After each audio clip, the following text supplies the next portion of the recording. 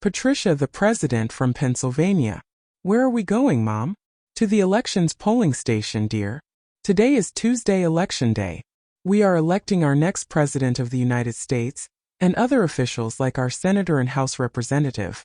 The city judge and state representatives are also on the ballot. So many people to elect, Mom. What's a ballot? A ballot is a list of names of people who want to serve us, the public, dear. There are many public jobs that need people to work in them to serve the country. Can you become the president, Mom? I sure can, dear. I was born here in Pennsylvania, lived here all my life, and I am over 35 years old, so I satisfy all the conditions to become the president.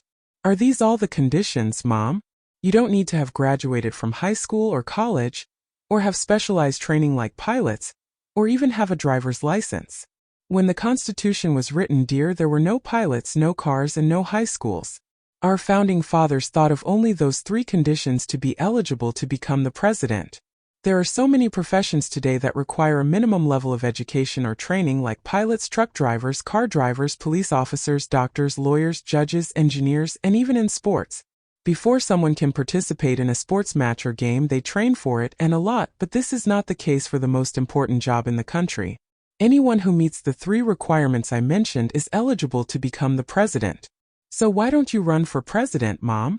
Although I qualify to run for president, dear, that does not mean I can easily win. I need to appeal to a lot of people. I need to spend a lot of money on advertising myself and my ideas so people get to know me and vote for me. Also, we have two big parties in the country. One is called the Republican Party and the other is called the Democratic Party. Usually, presidents come from one of these two parties. Which one is better, Mom? If there were a better party, then people would vote for them all the time, dear. It is not about which party is better, it is about who can serve the people and the country better. Sometimes the conditions are right for a Democrat to win, and other times the conditions are right for a Republican to win. What conditions, Mom? Oh, conditions like the economy, dear. If the economy is doing well and people expect it to do even better in the future, they will elect the same president. If the economy is doing bad, they will elect another president. What does the president do anyway, Mom? The president is the head of our country. He represents us all in front of the world, and is the commander-in-chief of the armed forces. The president also works with Congress to make laws. What does the president do every day, Mom? Oh, sorry, dear, I thought you were asking about the president's role as nation leader. A typical day looks something like this. The president wakes up in the morning, eats breakfast, then meets with the assistants and advisors to learn about what's going on in the country and the world. Then the president attends more meetings with different people, like army officers and government officials, and listens to them. After lunch, the president might make phone calls with other world presidents, kings and queens, or meet them in person. If there are parts of the country that got hurt by floods or a hurricane, then the president visits them to show and provide support. Evening time comes and the president eats dinner, meets with family members, and goes to sleep. Wow, the president doesn't go to the bathroom, Mom? Yeah, the president is a human being like us, dear. Bathroom breaks are taken every day, they are just not on the official schedule. So, who are you going to elect for president, Mom? I will elect the person I believe will best serve the nation, dear. There are many hardworking people in this country. Moms and dads, uncles, brothers and sisters. Some are doing well and have a lot of money, and some are doing okay. Still, there are some who need help. A good president thinks about everyone, not just the rich and not just the poor, but everyone. Isn't it difficult to think about everyone, Mom? There are more than 10 people in the country. Yes, dear, there are more than 10 people in the country, a lot more, and yes, it is difficult to think about everyone. That is why the president's job is difficult. I think it should have more minimum qualifications than what the Constitution says. Times have changed since July 4, 1776. But why should these minimum requirements change, Mom? We care a lot about the life of a single patient who is treated by a surgeon, so the surgeon is required to have advanced training and many certifications and licensing before they can practice their surgery. We care a lot about the lives of tens or hundreds of people flying on a plane, so pilots are required to go through extensive training and licensing before they can fly a plane.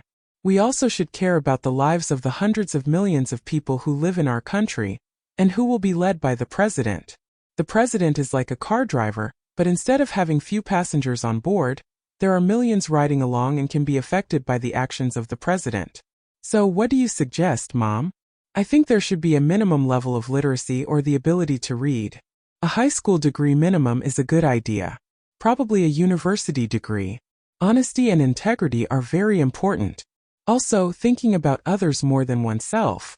The nation can discuss amending the Constitution and changing the minimum qualifications for the president's position. Why are you so passionate about it, Mom? It is just a job. It is a job, dear, however it is the most important job in the country because it could affect the lives of millions of people, not just a few in a car or one in the doctor's office. If we don't protect our democracy, we could lose it, dear. What is democracy, Mom? It is what I will do when we arrive at the polling station, dear. I will cast my vote or say which person, in my opinion, is best qualified to lead our nation.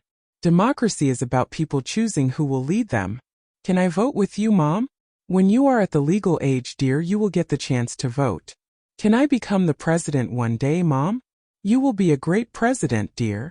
President Patricia. You will also be called Madam President. You are a smart, loving young lady who loves this country a lot. Here we are. Let's get in and I will cast my vote, then we'll head home.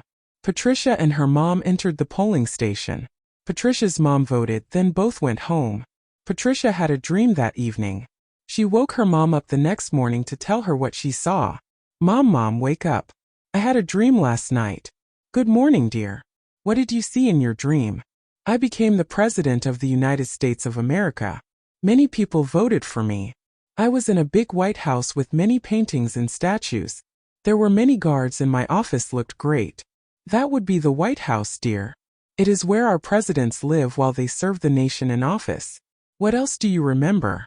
I gave a big speech, Mom. Many were applauding and happy to see me.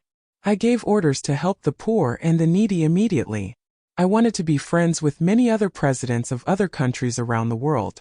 I wanted to make life better for everyone, Mom. I would not expect any less from you, dear. I hope you become the president one day. I hope so too, Mom, can't wait.